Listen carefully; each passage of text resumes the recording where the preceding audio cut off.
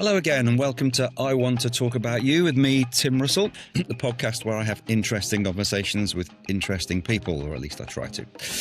As usual, big thanks to all who've listened and subscribed so far, and I hope you're enjoying the podcast. If this is your first visit, be sure to check out previous episodes and subscribe, of course. My guest on episode 4 is a man who left the world of beer marketing. Yes, he actually left the world of beer marketing to become a travel writer specialising in travelling the world by rail. So far, he's published 5 books about his travels across Europe, Asia and the US, and he's currently planning his 6th book, which he talks more about during our chat. His name is Matthew Woodward, and we first met in 2022 when he hired me to take some promotional photos for his book Bangkok Junction about his rail adventures in Thailand. We spent a very hot and sweaty day wandering around taking photos in various rail-related locations in Bangkok before retiring to a riverside bar for some hard-earned cold beers, and we've been good friends ever since, and we meet up every year during his annual visits to Thailand. He's a very eloquent, well-travelled and interesting fellow, so he was an obvious choice for this new or newish podcast. We had a great chat about writing, his various adventures and misadventures on and off the rails, the joys of independent publishing, projectile vomiting on Vietnamese trains, and a whole lot more. So pour yourself a cold one, settle back in your seat, first class or second class, and enjoy my conversation with travel writer Matthew Woodward. Matthew, hello, and thank you for joining me. Hi there, Tim. Thanks for having me on your show. Quick question that I always start off. Where are you sitting right now, and what are you working on at the moment? What are you up to? I am sat in a room in my little house in West Sussex in England at a desk. I call this room the engine shed, which we'll talk more about, and it's where I do my writing. And if you can picture it, I've got a 1940s wooden desk that's come from the War Office, which I'm quite proud of, and because I keep imagining that this could be the desk that Ian Fleming once sat at, or John le Carré. So it gives me a sort of a writing buzz. That's where you get your writer vibes from, huh? Yeah, it's easy to be distracted when you're writing, but this desk feels warm and just nice and natural. That's good. And what are you working on at the moment? Are you working on another book, or are you kind of on a hiatus between books at the moment? Well, I'm thinking a lot. I'm not actually writing very much at the moment. And the process for me is kind of a combination of needing to have travel plans, of which I don't at the moment, and just thinking creatively around what my next project will be. Bit of a hiatus is the short answer. Okay. Just for those people listening who don't know you, tell us about your career as a writer and how many books you've written so far. Well, my career as a writer is almost accidental. I was a man wearing a suit in an office until 2011 and had the opportunity to escape, which I did, and started to travel, because when you've worked in an office and only had, 3 or 4 weeks holiday a year for 20 years, you need to expand your horizons. So I went on my first trip, which actually was a Trans-Siberian rail trip, came back from it and started talking to people about it. And a couple of my friends said, you should really write about this. And I started doing blogs and short pieces for magazines. And then someone said, but where's the book? And I started thinking, goodness, could I really write a book? And I thought, well, I've not much to lose. So I did. And once you've done one, you start to think, oh, actually, there could be a book in something else. And so then the combination of a trip and a book and then another trip started to feel quite nice, quite structured to my year, really, that there would be travel and there would be writing. And you've written, 5 books, I think it is, so far? Yeah, and enough to sometimes lose count of how many books I've written, but 5. And, maybe we'll talk more about them, but they vary from the first one where I didn't know I was going to write a book to the last one where every step of the way I was thinking, how will I portray this when I write a book? And they're different ways of thinking.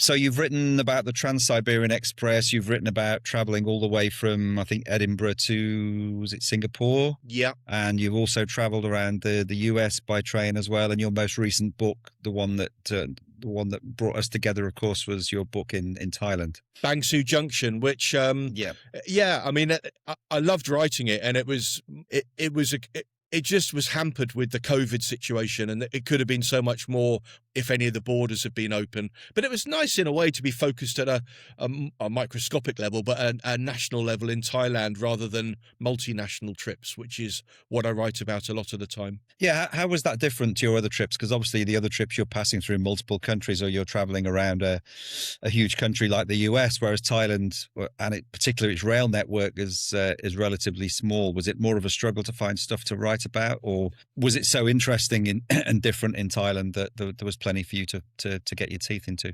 Tons to write about, and that's one of the reasons I liked it. That I think my longer travel books, you've got to pack so much, and you can't really paint the picture. Well, if you did, the book would be very long. Whereas this book allowed me to really focus on the people, the places, the just life in Thailand. And I think when I write my next book, which maybe we'll talk about, it will allow me to retain that focus, even though I'm traveling over a longer distance. So yeah, in short, I love writing Bang Sue Junction. Yeah, so we, as I said in the intro to the podcast, Matthew and I first met in, I think it was 2022, wasn't it? When you hired me to take a few promotional photos for your book in Bangkok. And I remember it was an incredibly hot day. I think it was the middle of the peak of the hot season in Thailand. And we got very hot and sweaty walking around Bangkok, getting on and off trains and taking photos. Yeah. And it was a remarkable time. It was that time, if you recall, where you had to go into quarantine in a hotel before they'd let you out, and so much paperwork and testing.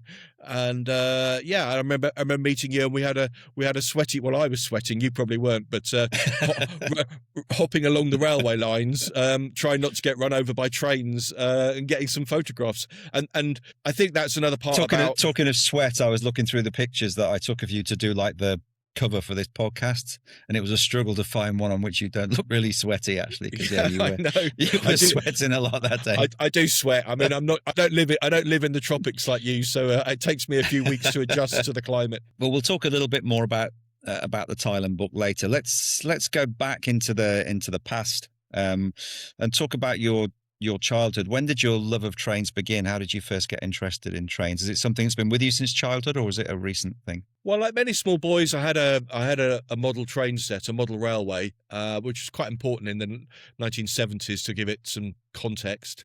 But my love of trains was slightly unusual in that I was a latchkey kid, and I lost my mother when I was quite young, and I was left to my own devices quite a lot, which really meant I could spend my pocket money travelling on trains at the age of about 8. I go to London on the train, which you can't think about these days, but back then it was quite exciting. So I was never a train spotter kind of kid.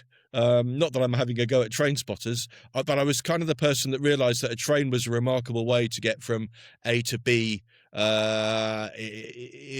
Just a part escapism and part adventure, because travelling from Hertfordshire to London on the train at age 8 feels quite exciting. Well, I remember my first ever train trip, and I think I was about 8 as well, actually. I think it was the summer of about 75, 76, and I would have been about 7 or 8.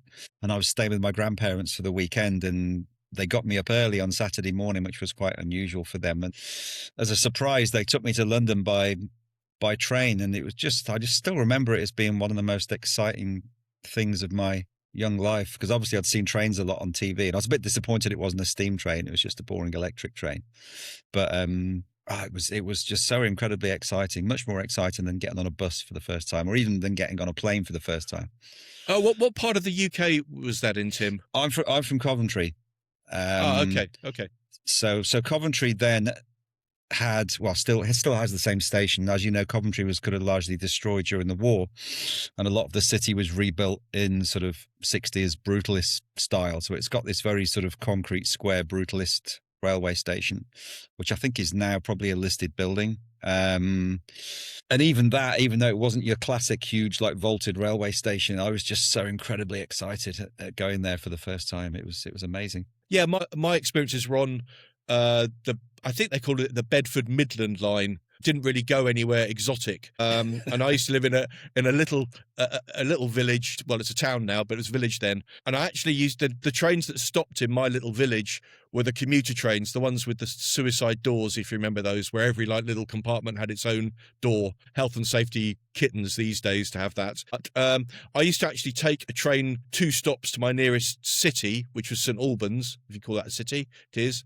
to get a fast train, because that would be really exciting. And it was just before the advanced passenger train was being tested on that line. But you used to be able to get the big Deltic intercity trains that would go from St Albans into King's Cross, and that was a definition of excitement to me. And I remember once even booking a first-class ticket, 8-year-old boy, first-class ticket, obviously at a reduced rate, and finding a first-class carriage and asking someone, "Is this first class?" Because I had just no idea what first class looked like. And were you into, as a kid, were you into writing and storytelling then as well? Did you share your train adventures with people, or was it part of your internal world? I was a marketing man before I became a writer, and communications became an increasing part of my job role. So I realised that I had developed a bit of a strength in written communication particularly, and that was the transition or the pivot then into more creative or more storytelling writing. And was it trains that inspired your later love of travel? Did you get into traveling because you wanted to travel by train, or did you have like a natural wanderlust, do you think, which came first? Yeah, travel first. And I travelled in the limited time that I had hugely. So I'm lucky enough to have been to a lot of places in the world.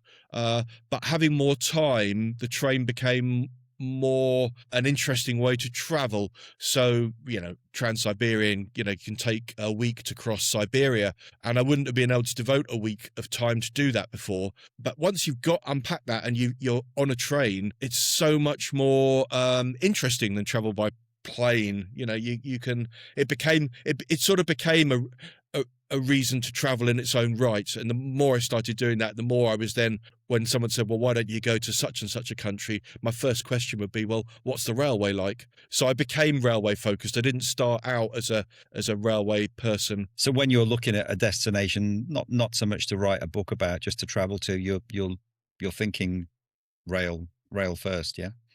I am. Perhaps I don't want to be a one-trick pony, but my books have all been about railway travel, and maybe I should write a book that's about something totally different. But now, because of that focus, yeah, I think railways is quite high up on the list. So after you left school and left college, you worked in marketing for a brewery, is that right? Which sounds a bit like a dream job for a lot of people. Yeah, actually, just before I'll come back to that point, if I may just make another point on the way, Tim. There was another vital part of my emergence of love of train and travel, which was Interrail. So, of course, yeah. Whilst I was at university, that 1-month trip in the summer, with solid trains. And did you do Interrail? I didn't know. No. I mean, people do different Interrails in different ways. I probably picked the wrong way. The clever people would just travel to 3 or 4 places and have a lot of fun. I felt obsessively that I had to be always on a train traveling, sleeping on the train at night on the floor, always on the move, always looking at my Thomas Cook timetable, which I left on a platform in Nice and felt naked without it once. But so I did 3 Interrail trips, and that really made me think about train travel. And then in 1988, I had to go and get a job. So I put my old tacky rucksack up in the attic with my Thomas Cook timetable and my sleeping mat, and didn't think about train travel much at all, because I had to do a proper job. And as you say, I got the dream job. We used to have a milk round at university, which was people coming and asking you if you'd like to work for them. You imagine that in the modern world. And I found myself applying for jobs with breweries, because that's what, in the student union, that was quite exciting. Whilst other people were going to become trainee accountants or solicitors or whatever else, I started as a salesman for a beer company, and built myself up from there as a marketing person, and loved it. Can you name the beer company? Well, they've all become one over time. So the one I started working for was well, originally was Watney Man, the old Red Barrel people, and that became Grand Metropolitan. That became Courage, famous brewery, and that then became Scottish and Newcastle, and that latterly became Heineken. So lots of different breweries. Consolidation in the industry was rife during my time working there. So did you get high on your own supply? You got lots of free beer and things like that, I would Yeah, imagine? you get a beer allowance. I mean, and that's another incredible thing. You know, vouchers at the end of the month and a special staff shop where you get free beer. Well, I'd like that now. yeah. So what were the challenges back in the 80s and 90s of beer marketing? I'd imagine it's the easiest job in the world, isn't it? Selling beer. I mean, it's always been. I mean, the 80s was probably the peak of production and supply and consumption of beer in Britain, and it's the market has changed hugely now. But it was very commercial, very big volume commercial deals, so money talked, and my hat was as much as a commercial one as a marketing one to start with.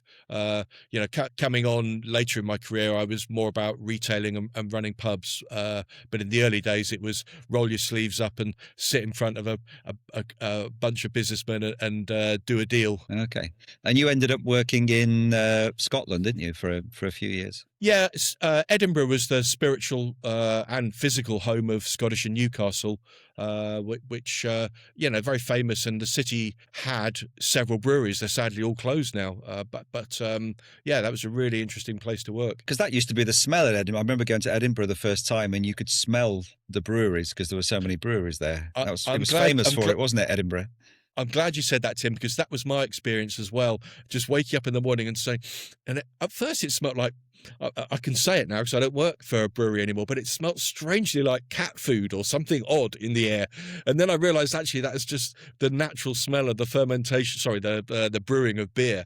And just part of living in the city. So you had no escape from the beer industry at all. You woke up and smelt it and then went to work in the middle of it. Well, in a city that size, everyone knows someone who knows someone who knows someone who works in the brewery.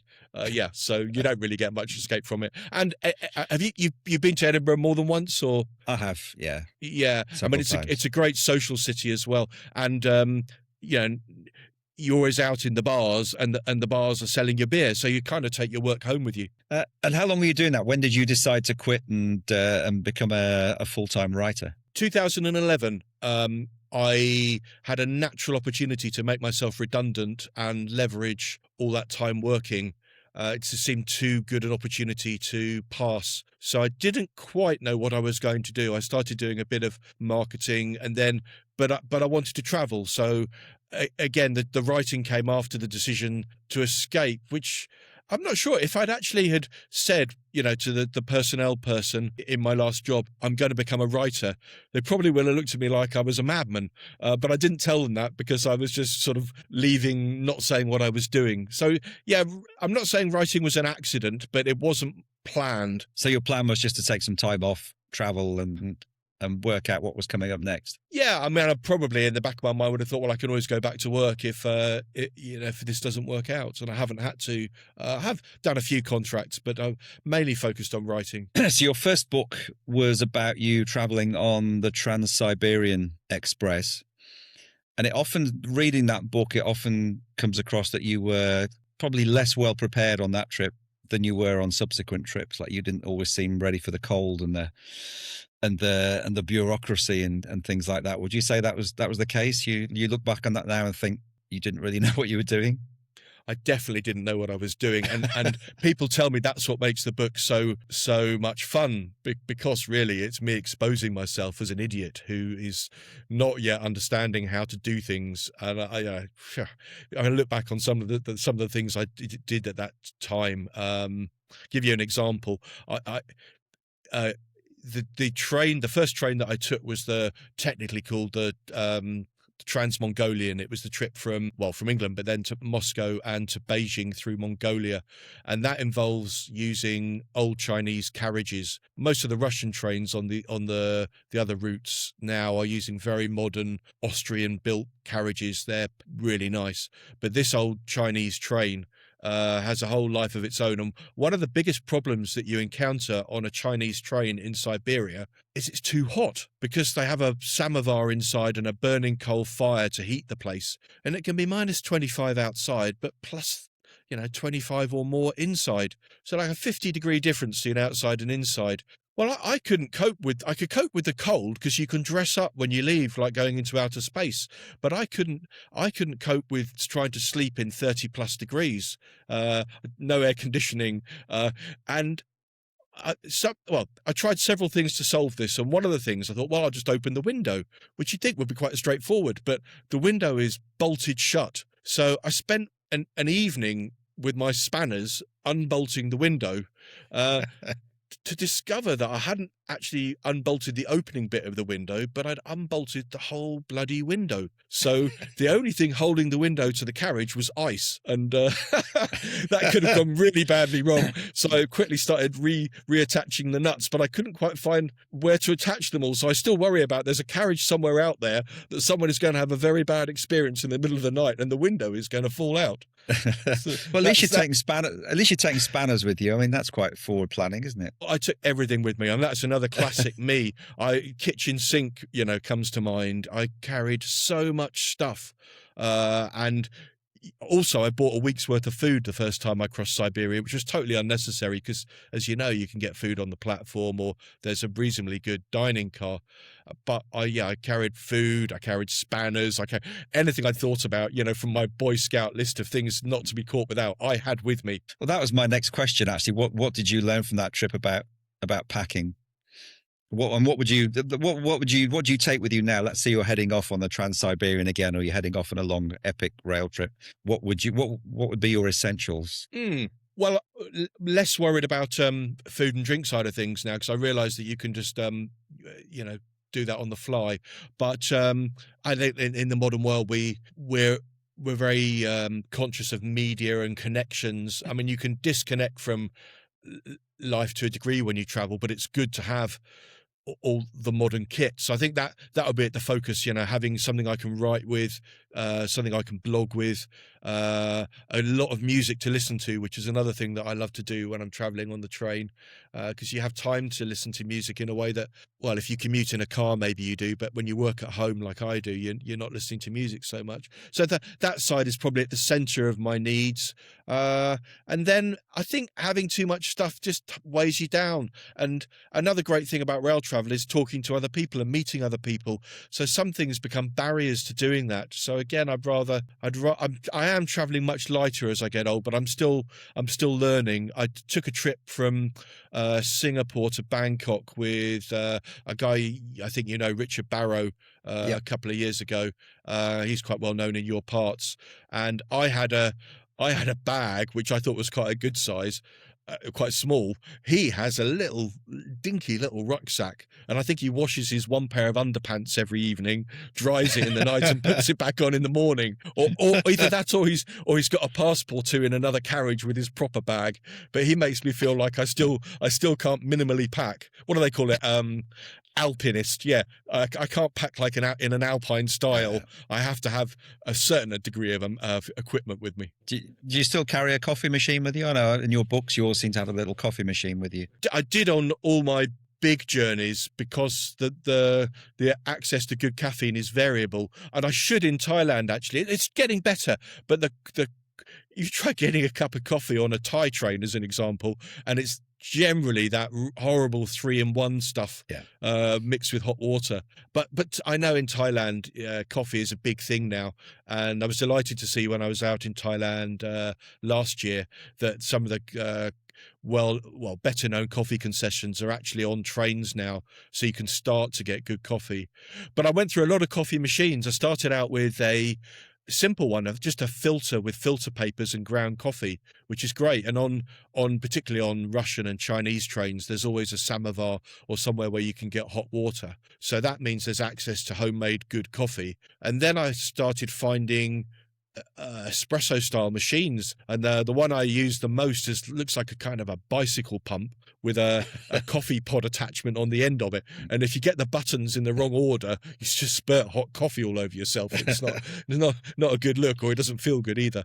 But that I use to make espresso when I travel. And I think it was your second trip or your third trip, you travelled all the way in one journey from Edinburgh right the way through to Singapore. How long did that take? Well, it could have taken me a year because there were so many places I'd like to have spent more time in. I think I did it in about 3 weeks. I mean, in chunks. Getting to Moscow takes 3 or 4 days, then the Trans-Siberian about a week. You can travel through China quite quickly, but it slows down. The route I did, it's changed now, but I went through Vietnam and Cambodia and across that way. So that took about another week. So yeah, probably 3 weeks to do it in not a racing style, but in a keeping moving style. I've noticed the differences in your books with a lot of travel writers is you're focused very much on the mode of travel. You don't actually get off the train that much. You don't really write so much about the destinations you're visiting. You're more focused on the experience of actually being on the train. Is that fair? Yeah, and I think it's a strength and a weakness. And some people say, well, why don't you get off the train and talk about real people? But they might not realize that the train exposes you to real people in a real way that you, as a traveler, you don't always see unless you're well integrated. You miss out on talking to real people in a natural environment for them. I think you might relate to that, because I know the last time I saw you, you were saying you've been in Pakistan and had some amazing experiences of sort of being with people in villages.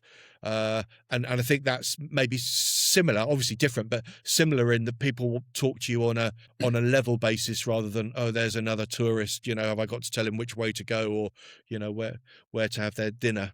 It's a different way of interacting with people. Yeah, and certainly when you're traveling in a country like Thailand or Vietnam on the train, I mean, it's very democratic and everyone's mixed together in one carriage, and you can't avoid talking to people. I mean, everyone wants to talk to you, and people even share. I've had people sharing food and drink with me and things like that. And yeah, it worries me a little bit. I mean, there's no right or wrong answer to this, but some people, when you say train, they want the most expensive and exotic solution possible. And I know in Vietnam now they hook private carriages onto regular trains.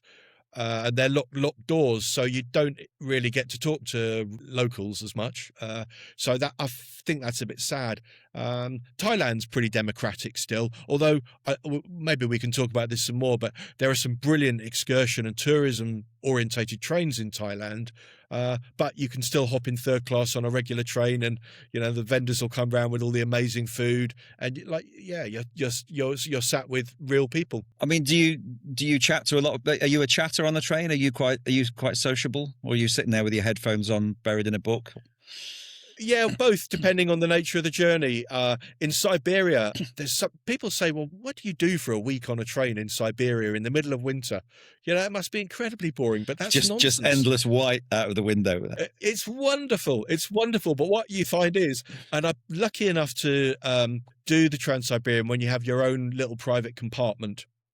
So this great combination of being able to have me time where I can write and think undisturbed. No one's going to be knocking on my door unless it's the Provenitsa wanting to hoover my compartment. And that's lovely. But then I really enjoy every time the train stops, getting togged up, going outside, and I don't smoke, but having a chat with the people smoking cigarettes on the platform. That's wonderful. And most trains have a bar or a restaurant carriage, and I'm pretty social in that. But when you travel alone, you're always much social, I think, more social than if you were traveling in a group or a couple. So I do like the combination of both. I like a little bit of private space, but then I like to be able to understand what other people are up to. Because I've read I'm sure you've read them as well, all Paul Theroux's various books where he travels around by train, and he always seems to end up sitting next to some politician or university professor or great literary figure. Do you think that? Do you believe that? Do you think he's making that up, or do you think he's genuinely fortunate enough to regularly find himself sitting next to dignitaries and politicians and professors? And does that happen to you? Well, you meet interesting people and people with career paths and jobs that you'd never imagine you would meet. Famous people. The weird thing for me is I'm sat in a compartment or a carriage, and I look at someone and I think, isn't that person such and such? And in your mind, you then start to say, oh, it's the guy with long hair from Fleetwood Mac. And then you think, what is the possibility of someone from Fleetwood Mac being, on a train in the middle of Siberia? And it's close to zero. Although I see those wonderful photographs. I don't know if you've seen them, Tim, with David Bowie. I think legend always traveled by train because he didn't like flying. So you do get occasionally famous people on trains for that reason. But no, I've never sat next to a politician or a couple of diplomats almost, but some influential people that you wouldn't expect to meet. Yes. Was Paul Theroux an influence on you? Which other writers have been an influence on your writing career? Because obviously he's kind of the daddy of rail travel writing, isn't he? I think the style of my thinking and therefore my writing has been more influenced actually by television than by writing. And that is Michael Palin, and in the 80s when he did that round the world trip, which I was reading the other day was going to be Alan Wicker, and Alan Wicker was really annoyed that he didn't get the gig. But when Michael Palin made that documentary for the BBC, that was what I wanted to be, that style of travel, and that's what I've based my writing upon. So it didn't really come from an existing writer. So when people compare me, not with the great man himself, but with people like that, it's actually not true. I haven't sourced ideas or style. I've got my own voice, but it's really come from Michael Palin. It's kind of become a part of the standard career path for sort of middle-aged male actors and comedians, hasn't it, to present rail journey TV shows? And then Michael Palin did it. Griff Rhys-Jones has done it. Chris Tarrant. Yeah, several not others just men, who I've forgotten. Yeah, not just men, lovely ladies as well. Joanna Lumley's been in. Joanna on the gig. Lumley, of course. Yeah. And every time I hear another one, I think, oh, can't we do something else? Because it'll be the same train thing again. And I shouldn't knock it because it's inspirational to people. It's really interesting television, but it's sort of been done. And now I realise the process. I actually contributed some research to one. I won't name who, but I did some research for one. And when I saw the program, it had been filmed in chunks in different times of the year. You could spot the crops were different and the seasons were slightly different. So you realise, a bit like when they do those programs in the jungle, that probably the presenter's living in a hotel down the road rather than in the jungle. It's not realistic enough for me these days. And now you're a big film buff. Whenever we catch up and over a beer, we always end up sort of geeking out and talking about films. And you actually wrote one book that combined your love of rail travel with your love of classic films, which was Silver Streak, named after a film itself, of course. Yeah, I wanted to try something different, and I didn't want to be the same writing style. And I thought about this, and I was going to America just before COVID for the second time. I'd had a couple of preliminary trips where I tried trade travel and realized how great Amtrak was and how much I loved it. So I started thinking about places to stop where there were famous film locations. And you're right, I am a great believer in what I call a sense of place, that when you arrive in a landscape or a spot and you can recognize that it was in a film, I find that really interesting and really exciting. And the epicenter of that is the film Silver Streak. I don't know, it's quite an old film now and not a film of the modern age, and some of the themes are quite challenging, shall I say.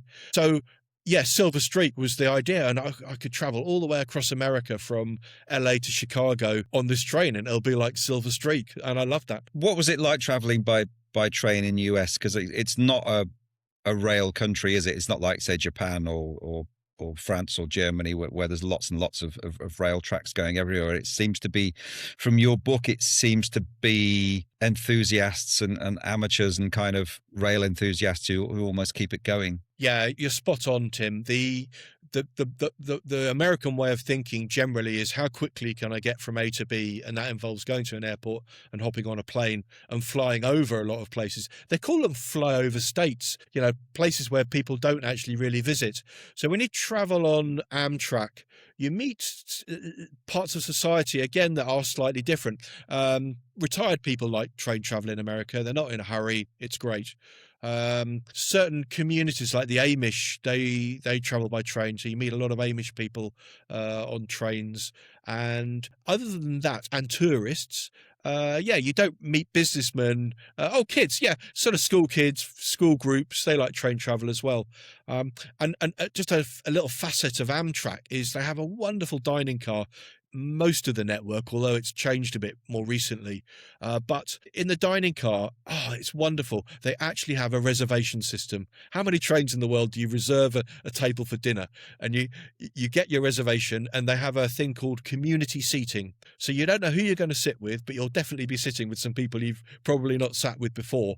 So there are no cliques. Everyone's on this sort of same, who am I going to be sat with for dinner? So it's another great opportunity to talk to people that you might find you wouldn't otherwise do. And then your last book, which you mentioned before, which I worked on a little bit with you doing the photos, was Bangsu Junction. Your book about travel around Thailand by rail. Sorry, how did Thailand compare to other countries that you've travelled around? Thailand's a great place for rail travel at the moment. It's still got the gritty third-class experience, open windows, the sights, the sounds, the smells, wooden seats, fans if you're lucky, and that's great. But it's got modern trains as well, Chinese trains now and Korean trains. So the mixture of both means you can do it the way you want to do it. And tourist trains, like I mentioned earlier, I think that's amazing. You don't see that in many other countries in the way that Thailand has embraced getting people to travel by train just for a day trip to the beach or a day trip to somewhere interesting to escape the heat of Bangkok. That's wonderful. So many different things to experience that I think it's one of my favourite places for rail travel. Yeah, as you said, it's really expanding here as well. They're building a lot of high speed, and they're building a high speed link between Bangkok and Chiang Mai soon. So it won't be a long 12-hour overnight journey anymore. And they're doing a lot of, like you said, one-day trips with special trains. They've even shipped trains over from Japan to use for these one-day trips. You're right. They have the Kia trains, which are.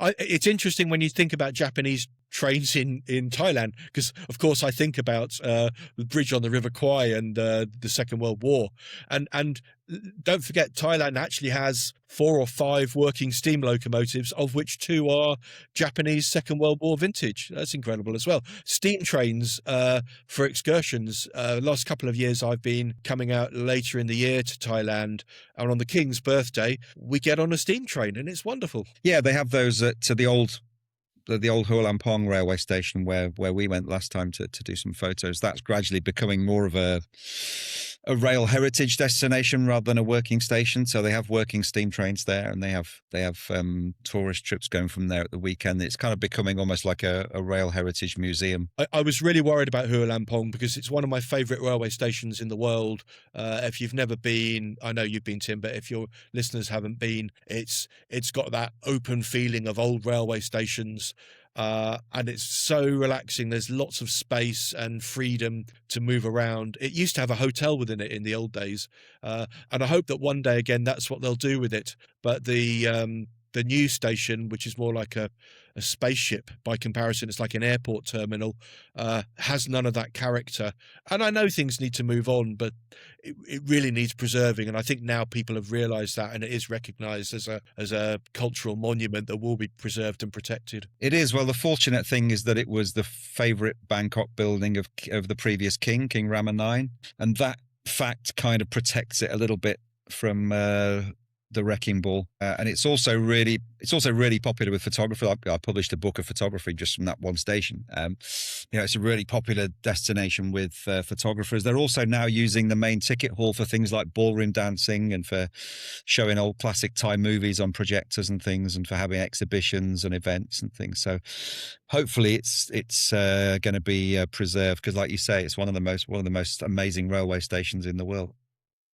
Yeah, and I hope they still just have a few local trains travelling in and out of it, because it's nice to have a station that still feels like a station rather than a museum. But they've done a great job by putting the old trains on the tracks, on the platforms. You can wander around having a look. It has a lovely atmosphere. Yeah.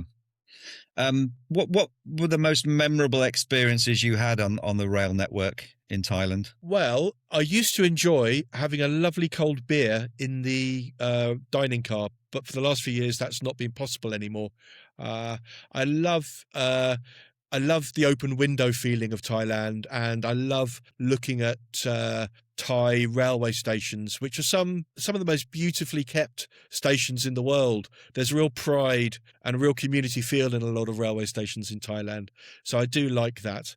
But I also like the modern trains, the Chinese sleeper trains, and being able to have a great day in, say, Bangkok, hop on the sleeper train in the evening and wake up and have breakfast in Chiang Mai. I mean, that's pretty special too. Yeah, those little rural stations that you find in small Thai towns and villages are often the heart of the community. People will go there for a tea or a coffee or to get food, and they're quite special. Which is why it's a bit, I know it's progress, but it's a bit sad when you can't get into a railway station without buying a ticket. So an example of that is Hua Hin, which is a very famous old station. I'm sure you've been. But the modern station at Hua Hin, it's an elevated platform, and you can't get near the platform without actually having a ticket. So that whole vendor industry has had to is evolving and changing. And I'm not sure what the outcome is ultimately going to be in Thailand.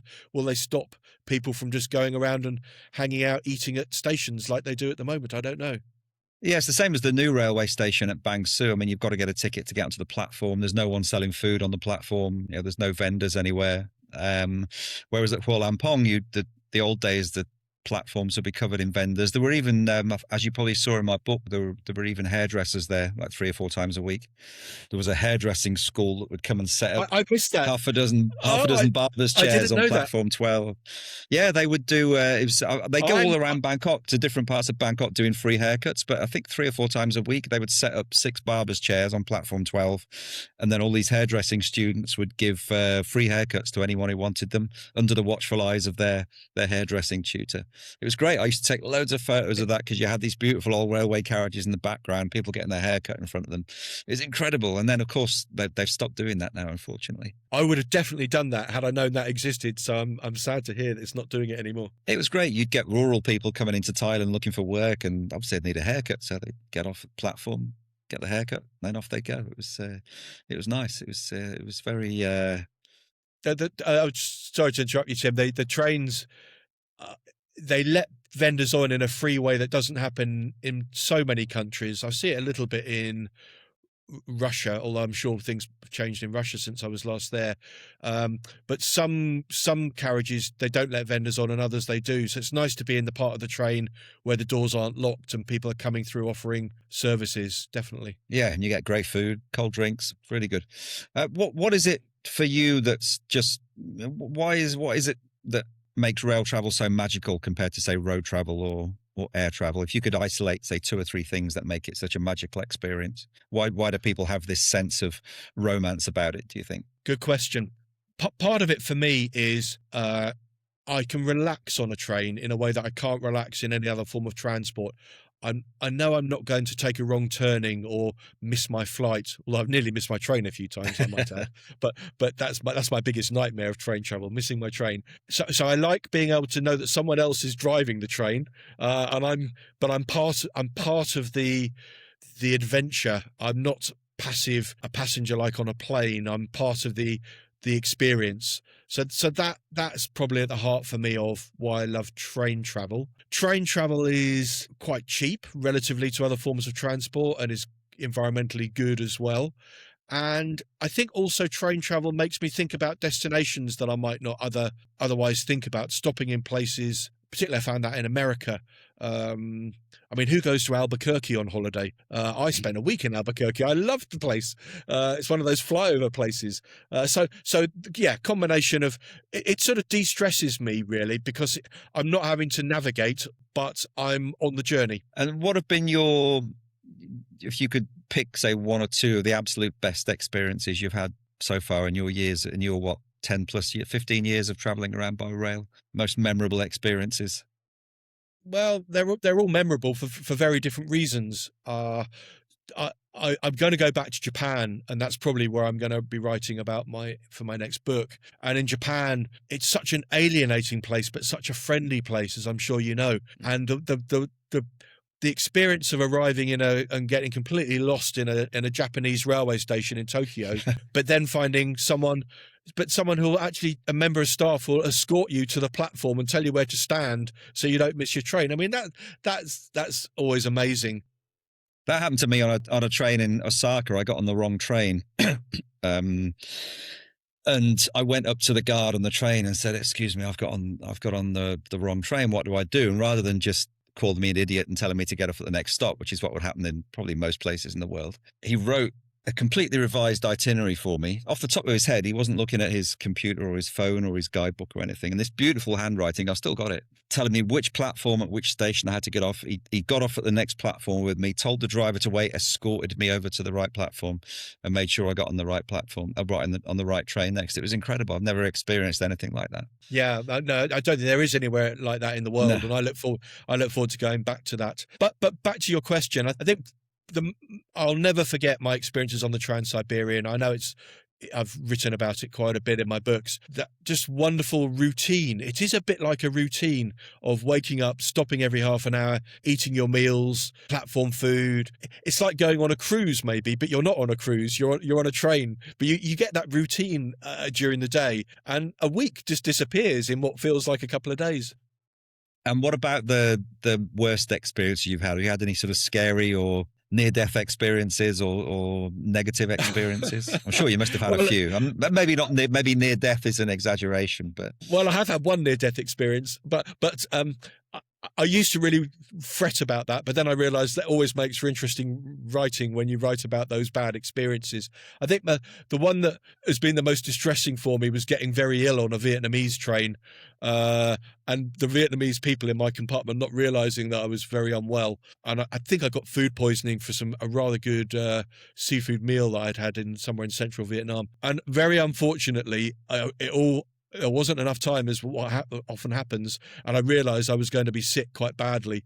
So I stumbled out my compartment in the middle of the night, turned right to where the toilet was at the end of the corridor, but didn't make it, and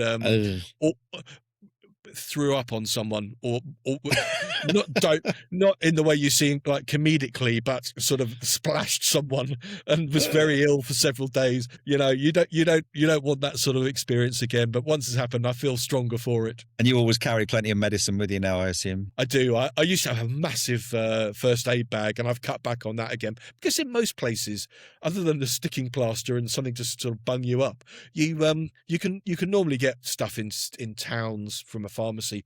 So why do I travel with all that stuff? So I've cut it right back now to just a few really good drugs for when I get sick. Yeah. And you said near-death experiences. I had a slightly harrowing experience actually in Thailand when I was researching Bang Sue Junction, and it's that health and safety thing in many sort of countries in the world, but Thailand's a good example of one where the government really expects Thai people to take responsibility for their own health and safety. So no one says, don't go there, you can't go there. I mean, that's famous because there's even the dangerous market, or the umbrella market in Thailand, where every day hundreds of tourists flock to a market where they almost get run over by a train, or indeed occasionally have been. That's not good. But I found myself in an engine shed in part of Bangkok, which I probably shouldn't have been in, but there was no sign saying. Was it by the river? Yeah, Thonburi. Yes, I know the one. I've been there as well. Yeah, you can just wander in and walk around, can't you? It's crazy. Well, you sort of wander in, as I did, and you sort of see some people, and they look at you, and you look at them, and I think, are they going to tell me to, mind my own business and go away?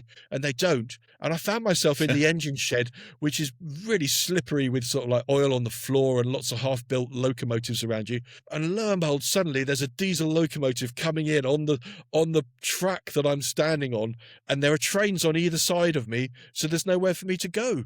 And I eventually dodged that, and then almost bumped into a man with a tractor hauling an engine that was swinging around, that swung about a foot away from my head. So health and safety, goodness. I mean, I live to tell the tale, but don't take that lightly. And what's been, if you could pick one country to travel in by train again, which country would it be? I think I know what you're going to say, but well, what am I going to say? You tell me. What do you?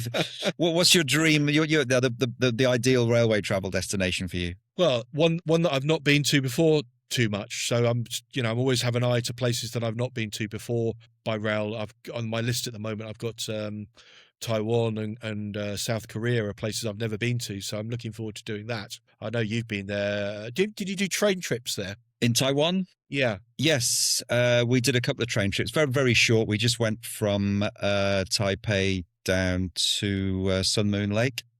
Yeah. Very modern, very, very similar to Japan. The trains look Japanese, the tickets look Japanese, the stations look Japanese. I mean, it's very similar to traveling by train in Japan. Very affordable as well. And I think you've given my game away there, because I think Japan would be the place I'd like to go back to now for travel. Was that what you were going to guess? That's what I was going to guess. I think it's everyone's dream railway travel destination. The only downside about Japan for me is that they only have, I think, one sleeper train. So most of the trains, because they're so efficient and so fast, are daytime point-to-point trains. But then they've got lots of little local network trains and unique ones. I've been on one of them that's like themed around kids. It's like almost getting into a nursery when you get on the train, and the voiceovers are in child speak. That's an example of the inventiveness of Japanese trains. So yeah, I'm looking forward to really getting under the skin of Japan. I've done some travel by train, but there's a lot of network that I've not been on. I think the great thing about Japan is that pretty much every town or village, however small, has got a railway station, so you can get virtually everywhere by train. You can you can get from Tokyo right out into the countryside and go hiking in about an hour from Tokyo. I mean, it's great. It's such an extensive rail network. It's fantastic. Have you seen the way they send trains away in Japan on the platform? It's like yes. Top Gun. I love the way the driver's got his white gloves on and he gestures to the man on the platform, who then says, "Yes, go," like you're on an aircraft carrier or something, and he presses this button and off goes the train. It's wonderful. It's incredible. And I watched the documentary a few years ago about Shinjuku Station, about the logistics behind it. Really getting into some nerdy rail stuff now, but it was just incredible, because you've got this, I think it's the busiest railway station in the world. Well, I don't know how many platforms it's got, but the logistics involved to make sure that all those trains run on time, a train's never late, that a platform's never overcrowded. It's just mind-blowing. Yeah, I've been lost in Shinjuku, and that's quite an experience. I mean, I think Japanese people get lost in Shinjuku. Is that that's your next book that you're planning at the moment, is writing about Japan? Yes. I need to. I've been to Japan 3 times, and I've had a lot of experiences of, well, I've started to discover the underbelly of Japan, because that's a great example of a city where, as a tourist, if you're not careful, you never really see the real Japan. So you need the help of local people who will share with you and show you places that you wouldn't otherwise go to. So I've started doing that, but I really need to cover some miles on the rails to be able to write about them, and that's my next trip, I think. Yeah. And what do you think your angle's going to be? I mean, is it going to be just a general book about rail travel in Japan, or are you going to focus on have you got a specific angle in mind? Yeah, I have actually. It's about the stories of the people. You might have mentioned it earlier. My original books were not very people-based. They were more about rail travel, almost like a travelogue. It was originally a travelogue, because my first book I didn't know I was going to write, but I think now I'm starting to appreciate the story that everyone's got to tell, and I'm sure that if you talk to railway staff in Japan, and there wasn't a language barrier that I need to solve, there would be some wonderful tales that I could tell. And I'm thinking about basing that around, I won't mention the name of the station, but around one specific station in Japan and all the different journeys that you can take. That's a bit like Bangsu Junction, where I didn't go from A to B. Bangkok was the hub of a radius of different journeys, and maybe that's what I'll do in Japan as well. And how is your I mean, you said your first book, you didn't actually plan it as a writing trip, it was just a holiday. How has your book planning and writing process changed, would you say, from that first one? Well, the first one I didn't have any notes, so I had to recall everything from memory, which was fine, because I started writing it reasonably quickly after I did some articles, and then I did some blogs, and then I thought, right, I'll start writing the book. And because a travel book is maybe easier to write and put together than other genres, because there's a physical A to B to C to D. So you've just got to then remember about the experiences that you've had along the way. So the arc of the plot is more given, more so than many other styles of book. Nowadays, I have a lot of notes, because I don't want to trust my memory about the names, names, places, people, and the things that people say, little things that there's a danger that you will just quickly lose. And as you're getting older, of course, as well, and your memory gets worse.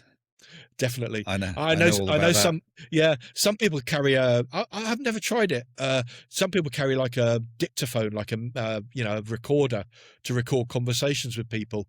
And maybe I should try that, because then you'd absolutely have everything with you, and you could unpack that when you get back to your desk. Especially if you're going to be in Japan as well, writing about people's individual stories, you're going to need to record that, and maybe use Google Translate as well, because the level of English in Japan is not that great, especially amongst railway workers, I would say. Yeah, the whole phone translate thing is transformational. I need to embrace it more than I am at the moment. Last time I was in Japan, I was lucky enough to come across a lady who helped me around and could sort of solve, well, one, find places that I never would have found, and two, deal with translation issues. So occasionally having a private guide, it sounds a bit, plush and exotic, but it's an essential thing. Other times, yeah, Google Translate is my friend for the future, I'm sure. And you've self-published, I think, some of your books, and you've gone through a publisher for others. Is that right? There's been a mix. I've dabbled in different routes to market, but I have self-publishing. I think publishing houses like just using the word self-publishing, because it sort of plays into the sort of vanity publishing market. They don't like people like me because I'm a bit disruptive, and the publishing world is changing hugely. People are reading less, unfortunately, so now and reading in different ways on mobile devices or audio books.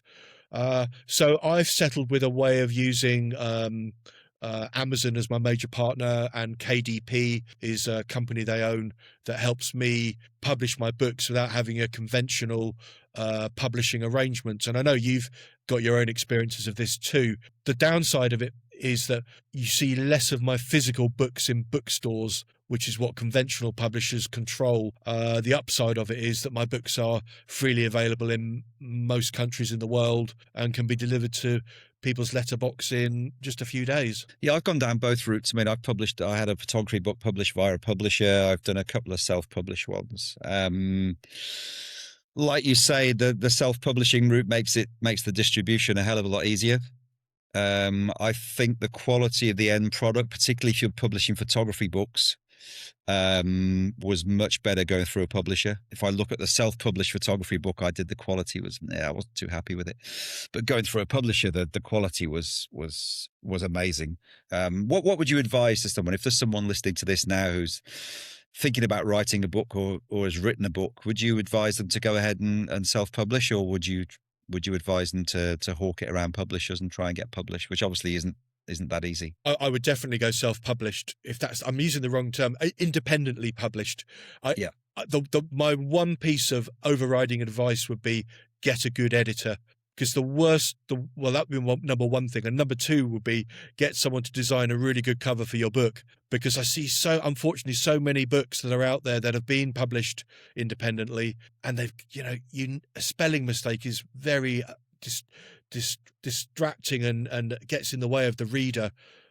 You can't afford to have mistakes in your book, and I'd like to think I can spot things, but you don't, and you need a really good editor, and that's what a conventional publishing house will do. And in a way, I think that my writing and publishing setup is quite similar to a conventional publisher, because I do have a designer, I do have an editor, I do have a team of proofreaders, and you need to pull all these things together to deliver a product that is top-notch to compete with published books, which I do. Unfortunately, some people think, well, I'll just write it and put it out there and the cover looks okay to me, and they don't sell, and that's really sad. And how about the marketing? Obviously, if you're working with a publisher, they'll do a lot of the marketing for you. How do you go about marketing your books if you're publishing them independently? I think these days conventional publishing arrangements expect the author to do a lot of work for them, which maybe wouldn't have happened in the past. As an independently published person, I'm in control of all my marketing and the commercial side, which I like. But there's a lot of work in that, and you shouldn't underestimate the amount of time it takes to create the visibility that's needed for your book. I'm sure there are books on publishing and writing and marketing your own book. That's a good subject to write a book about. There are thousands out there. Yeah, probably most of them written by AI now, I suspect. But yeah, well, that's another really concerning thing, isn't it? No, I think the process can start to become quite natural in that you get people who like your books. They tell other people they've liked your book, and word of mouth is great. Social media is obviously a key source. Like I said, the only downside is visibility of your books in the old world of a bookshop. Do you do a lot of social media yourself? I mean, have you thought about branching out into doing videos and things like that, or doing audiobooks and stuff like that as well? Or you're strictly old school, printed books, Kindle books? I'm not, and I will change and adapt, and technology will help me to do that. I really want to have audiobooks, but recording an audiobook with a conventional setup is expensive, very expensive. And if you want to get someone to read it for you, that's really expensive. So I've held back on that, and I am hoping that AI is going to solve, well, it can right now, but make audio sound interesting and not like an AI sound. Once we're at that place, and I haven't checked for the last couple of months, it's all moving so quickly. Maybe that is the case now, in which case audiobooks will be a big thing for me going forward. I have thought about doing videos. But I've never wanted to be what you call an influencer, and I'm not sure I've got that within me as I get older. and it's not easy. It can be quite profitable, but it's not easy being an influencer. And people who make money on YouTube videos spend their life making, recording, and editing and releasing videos. Good luck to them. It's just not quite where I'm at. So next book. Japan. Beyond that, any thoughts? Have you thought about India before? India would be an amazing country to do a rail travel book about. Yeah, have you travelled on the train in India, Tim? I haven't. I've been to India many times, but I've never taken the train. I'd love to. I've been to India once, but only in a tourist sense. I am a bit worried about the ticketing process in India, and that might be just lack of experience, but it all sounds a bit haphazard, and getting on waiting lists and maybe getting the train and maybe not getting the train. I think it's somewhere where you need a really good local fixer, a trustworthy local fixer. India's I've been like 6 times. I used to go there for work quite a lot, and it's pretty chaotic, but it's also just the most incredible destination in the world. Especially for me as a photographer, for food, just for experiencing culture shock, because I think culture shock is actually a good thing. I like culture shock, and there's nowhere I think where you'll experience more culture shock than India. Yes, well, that will definitely be something good to write about. I generally over-plan, and I need to be more spontaneous, so maybe India would make me be more spontaneous. Like I was when I mentioned Interrail earlier on. Interrail was quite spontaneous because you could decide on the day where you were going to go that night. I'm not like that now, and I wish I was a bit more like that. And not being able to get a ticket to somewhere in India, maybe I'd go somewhere else. So that would be an interesting experience. It might freak me out, but it would be good.